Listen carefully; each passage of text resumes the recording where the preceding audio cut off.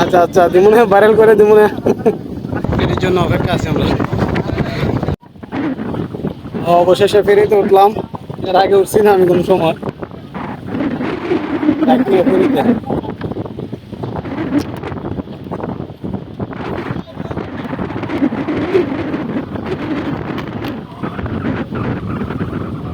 যে অনেক মানুষ অপেক্ষা আছে, দোতলা সিএনজি আছে অনেকটি, এই যে পিছনে এই যে CNG.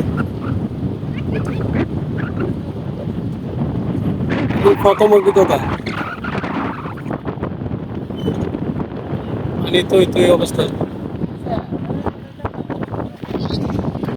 Welcome to my new blog.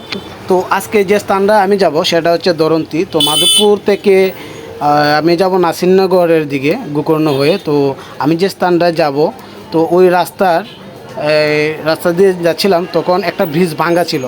আর এই ব্রিজটা ভাঙ্গা থাকার কারণে ফেরি করে মানুষের যাতায়াত করতে হয়। তো আমি জানতাম না যে ব্রিজটা ভাঙ্গা। যদি জানতাম ব্রিজটা ভাঙ্গা, তাহলে আমি কিন্তু ব্রাহ্মণবাড়িয়া বিশ্ব রুট হয়ে সরাইল হয়ে কিন্তু আমি দরন্তি চলে যেতাম। আর সেখানে আমার বিআই দাঁড়িয়ে আছে, বন্ধু সুলভ বিআই। আমার অন্য একটি ব্লগে দেখাবো আমার বিআইকে। তো এখানে দেখতে পারতেছেন যে নাসিরনগর থেকে যে গাড়িগুলো আসছে আস্তে আস্তে ফেরি করে নামতেছে।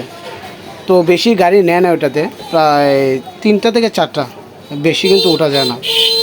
তো কথা হচ্ছে, যেখানে সমস্যা সেখানে কিন্তু সমাধান। আর আমি এখন যে স্থানটা আছি দেখছেন, পিছনে 100 হয়ে আছে, ও বলতে যে সে ভাইরাল হবে।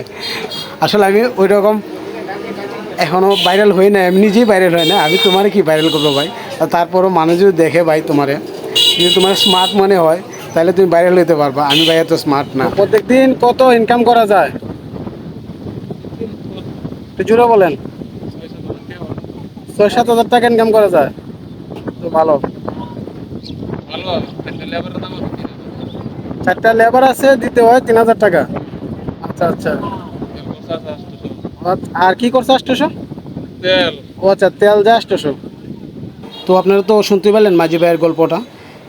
তো আমার গন্তব্য শেষ পর্যায়ে আসছে, বেশি একটা সময় লাগে নাই। তো যারা আমার ভিডিওটি দেখছেন তারা অবশ্যই ফলো দিবেন আমার পেজটাতে এবং লাইক কমেন্ট করে পাশে থাকবেন। ধন্যবাদ সবাইকে।